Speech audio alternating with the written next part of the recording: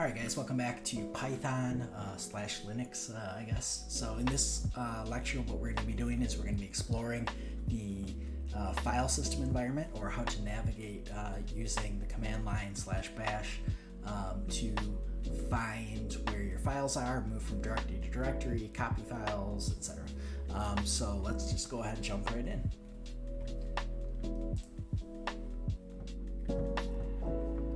Alright, so again, we're not using Python yet, we're using the terminal for this. So let's open up a new terminal. And so like I said in the previous video, this is our what we're entering data into our terminal. This is our prompt, the $sign.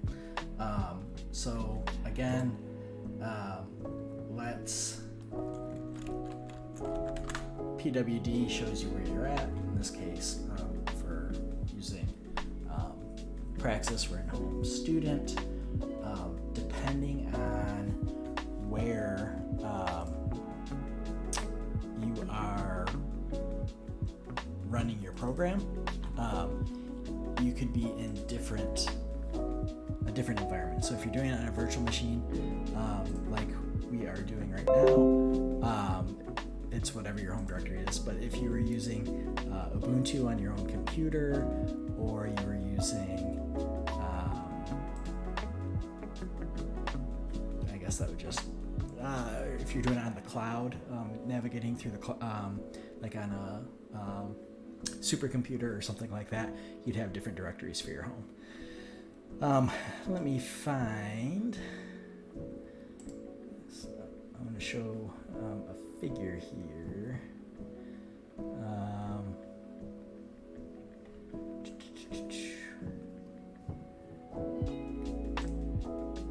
Where are you? All right. So the way that these things are kind of structured is you have your main directory that is your, in this case, the backslash, so that's the directory that houses everything on your computer, right? And then you have these different subdirectories. So bin is part of the basic installation package. Data is usually just a folder that you can put data in. Users, save your user-specific data. So for instance, like in our Praxis environment, you all have your own users on this virtual machine. So, and it's all based on your email. And temp, or TMP, is temp, where they store temporary files or directories. So different things go into different of these subdirectories of your main directory, which is that /. What else do we want to talk about?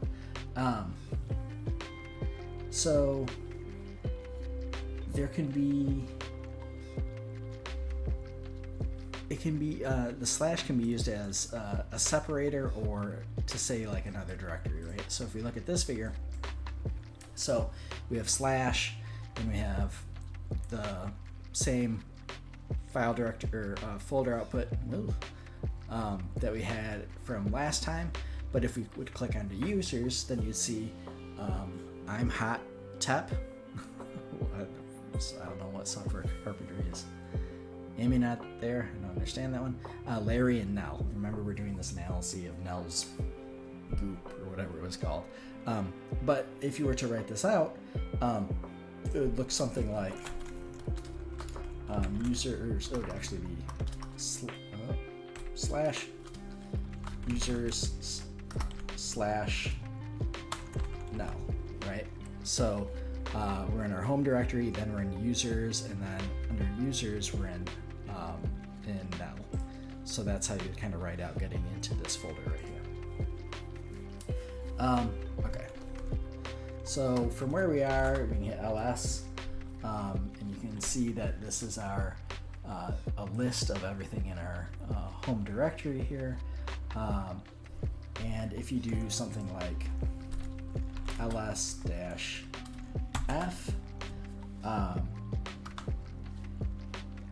you can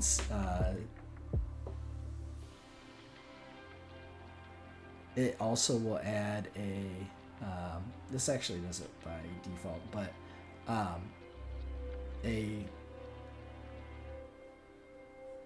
it tells you if it's a directory by having a slash behind it. So it kind of, like I said, it kind of tells you already because this is color coordinated. So like the light blue in this case is a directory that you like or a folder in essence that you can go into, and a at symbol, which we don't have any, indicates a link, and then an asterisk indicates a file that is executable. So like that would be a kind of like for Windows, like an exe file, or which stands for executable, but a file that like runs like installs a program or something like that. So you can navigate to any of these subdirectories again. So if you wanted to go, you just do cd, and let's say we want to go to downloads, and then I can hit list, and these are the things that are in my downloads. We have Anaconda shell script, so it's this installation of Anaconda, and Ganesha tarball. I'm not sure what Ganesha is off the top of my head. So you can also do things like ls dash double dash help, and this gives you all the possible arguments that you can use. So we used the -f before, and it says here, which is to classify, but you can do other things like a, which will list all. You can do recursive, so it'll list all the things in the subdirectories too, so the folders and the files in those folders. If you do man ls, that's the manual for ls. Press Q to quit out of this, or you can just keep hitting enter and I'll go through the whole manual, but I'm gonna quit out of it.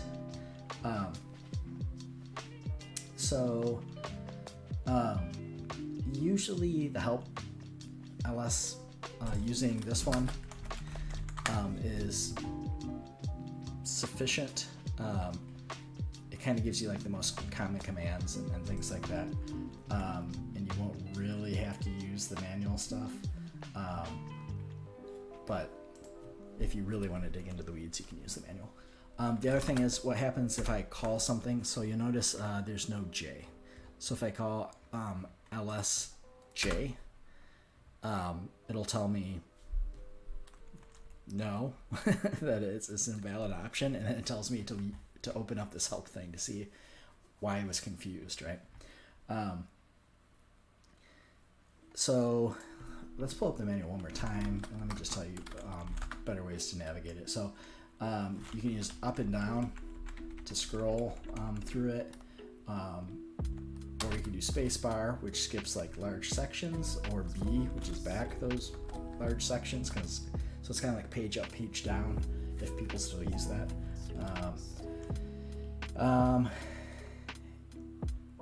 Let's see. That's generally it.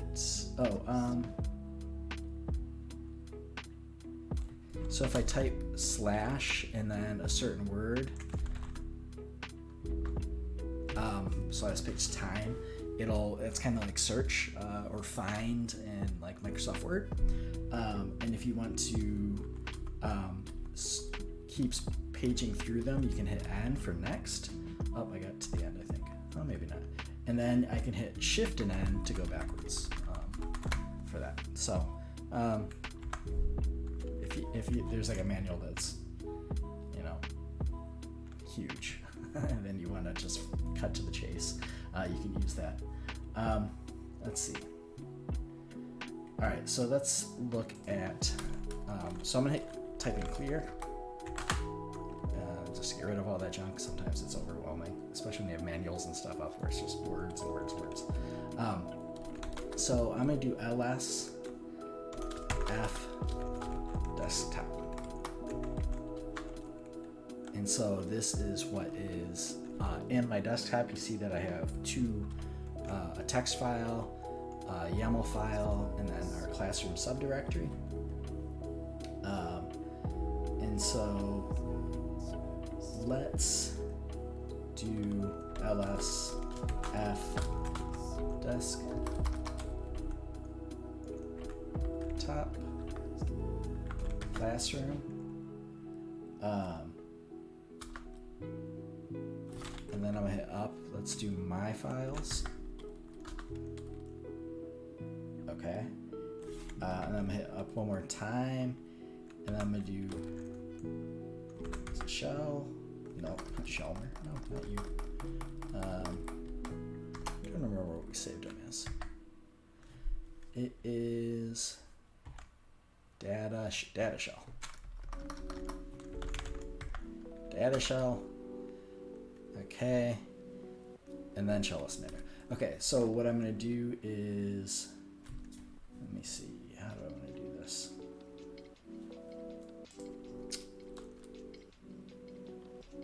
So you can do this one of two ways. You can do CD desktop classroom my files data shell lesson data like that, or you can do one at a time.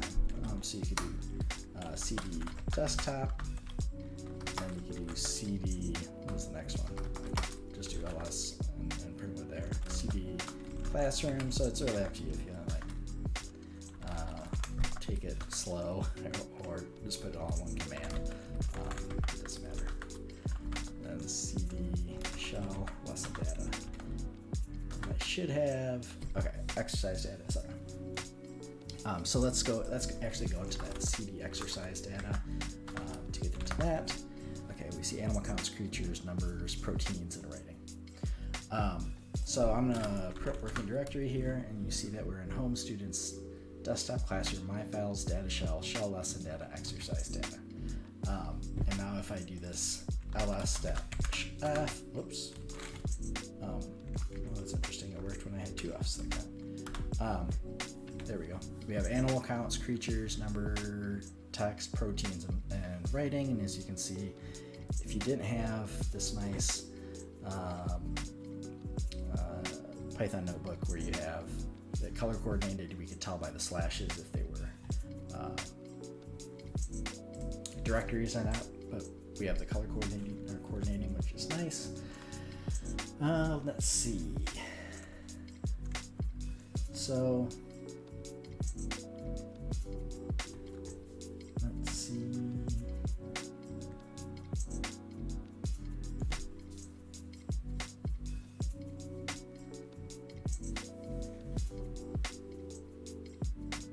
So if you want to go back a directory, instead of having to type everything in, so we have, say we want to just go back to this shell lesson data, because right now if I print working directory, we're in this big long one, but I want to go back to the shell lesson data. So instead of typing in cd desktop, all that stuff, if I type cd ...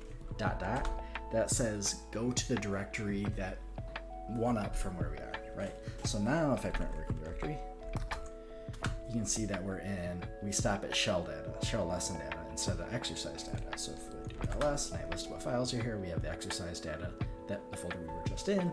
We just moved one back out. So that's nice if you go too far to not have to retype everything. Just cd ... and you can move up that way.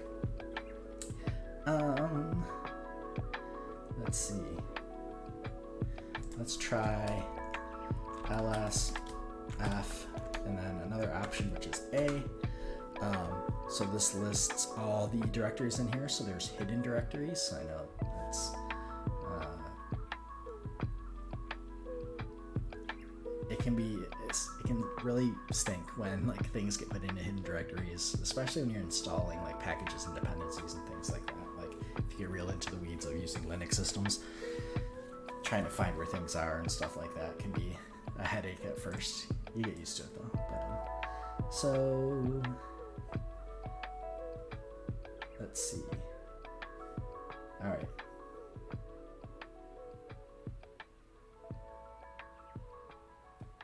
All right, so let's just do cd. So we did cd ... Let's just do cd. And as you can see, we are all the way back out to where we started, to our home directory. So cd gives us the ability to go all the way back, so you don't have to do cd dot dot cd dot dot, you know, for every directory to go up a step. So if you just type cd, it'll go all the way back. If you type cd dot dot, that just goes back one step in our multiple directories that we're going down. Let's see. All the things to teach, right? Let's do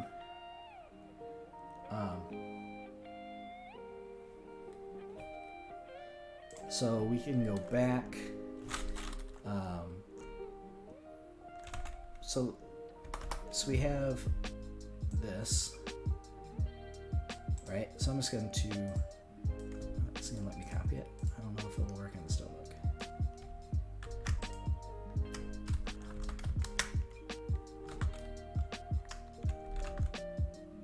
Okay, so I just hit Control C. So if you want, like, if I'm like, oh, I want to go back now, I just copied the directory I wanted to go on, hit Control C, then Control V to paste it. After I typed CD, so I said current directory, go to those things. So that's kind of a cheap way to do it. So you can copy and paste, but I notice if I right click, it's not going to work in this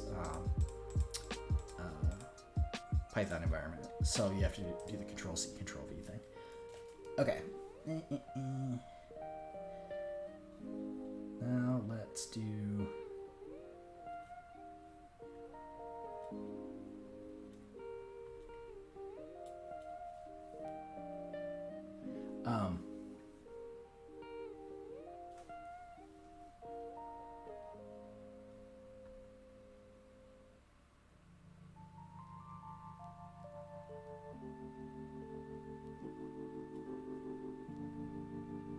let's do,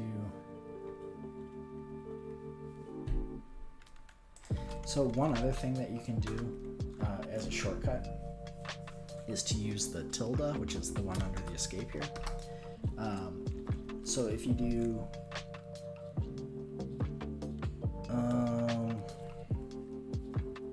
let's see if we're going to be able to do this, because we have this weird environment with multiple users. So let's go back to, let's clear. Let's get rid of everything. All right, let's try.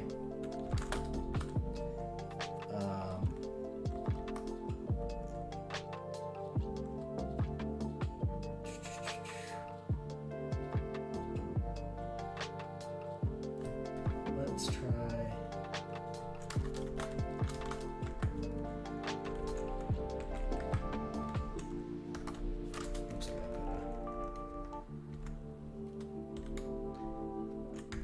This might get,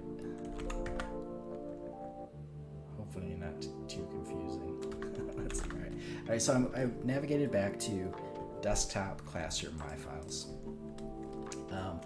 Now say I go to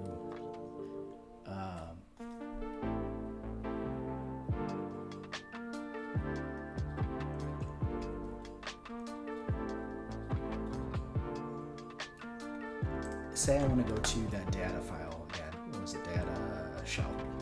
Instead of saying, I could just do this tilde and then data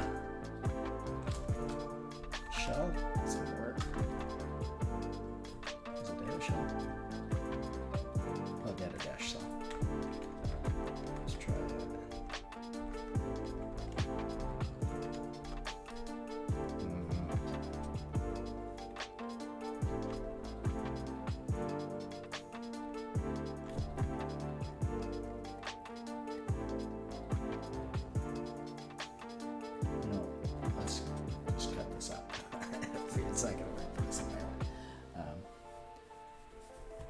Let's see.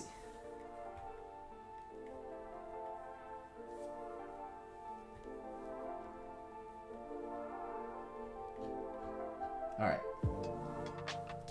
That's clear. Another typo edit.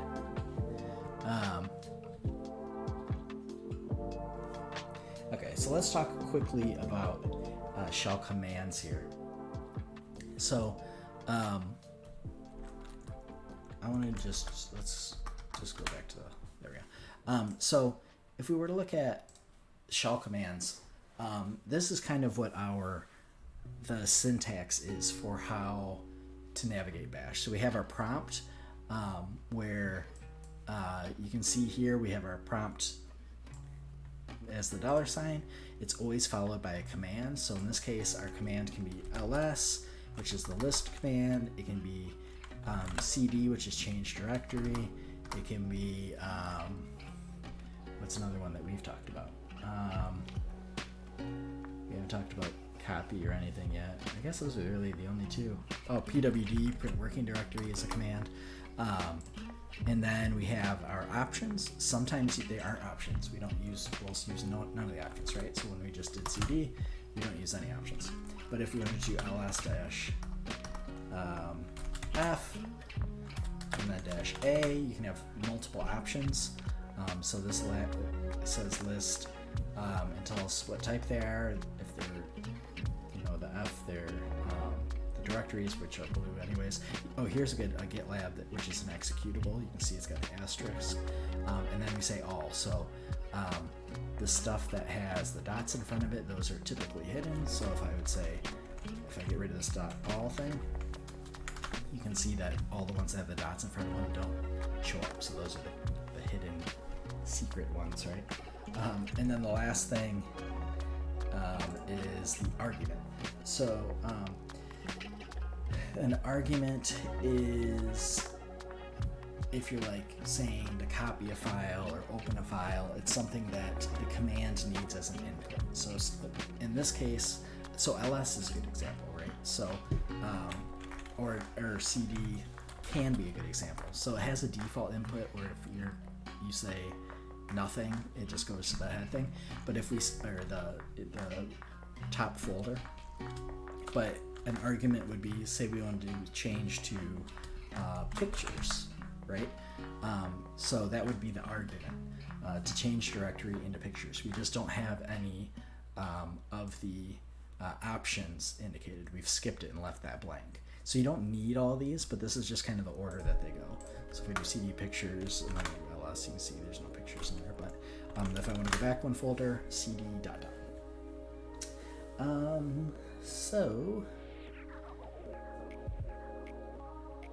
and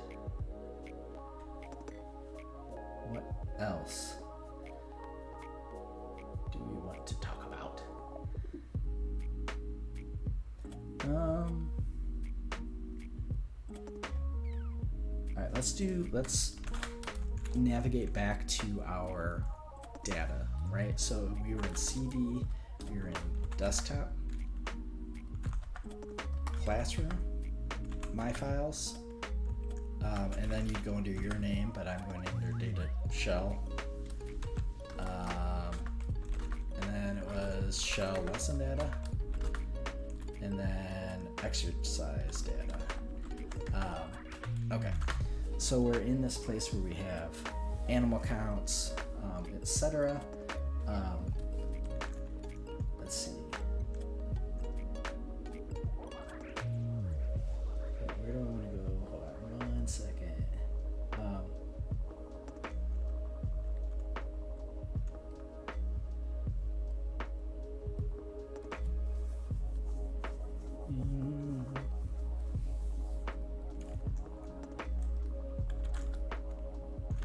I'm gonna look actually in proteins.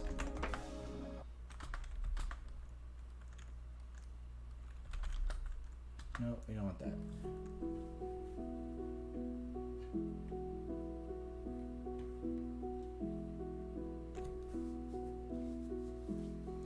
All right. So let's create a directory.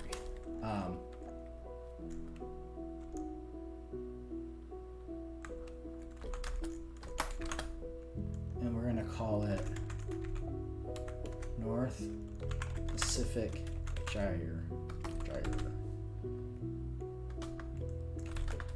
Okay, so as you can see, we have this North Pacific Gyre now. So if we do ls North Pacific Gyre,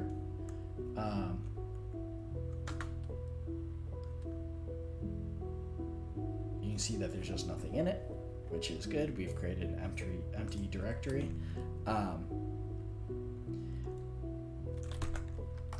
And let's see.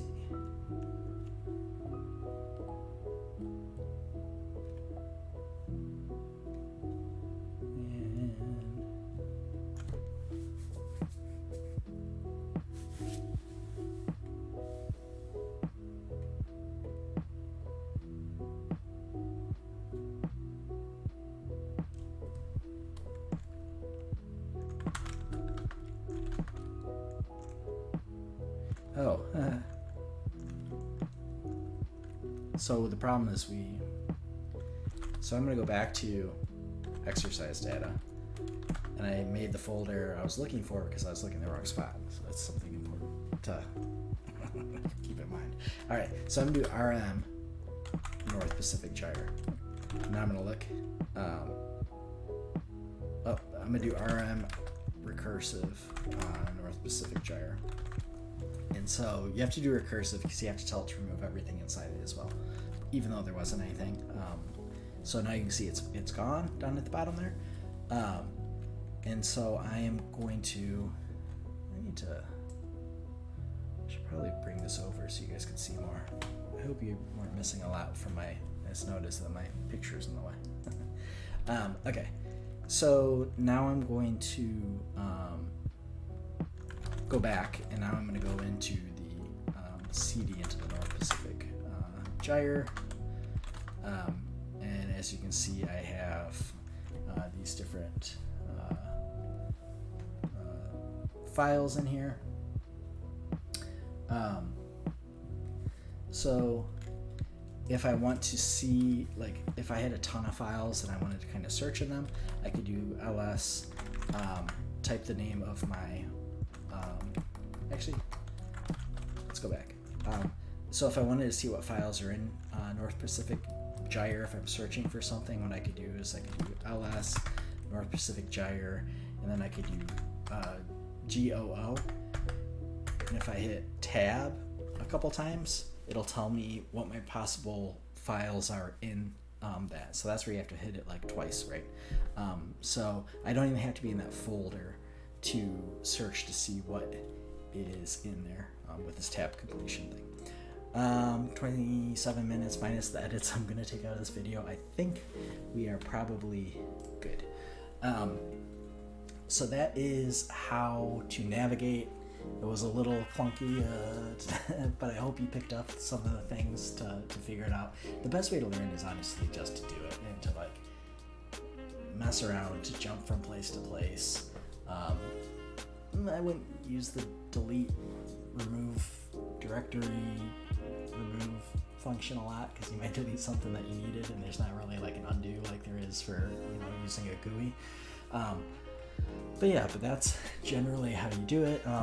And the next one we'll learn more about manipulating files, so like copying files and stuff. This is just kind of finding your way around and listing files to figure out where things are, because it's kind of difficult. When I remember when I first jumped into learning Linux and some of these terminal-based things where it's weird going back from a GUI where you're like Windows, you can just click on stuff and look to see if it's there, to having to like type in stuff and search via typing and telling the computer commands.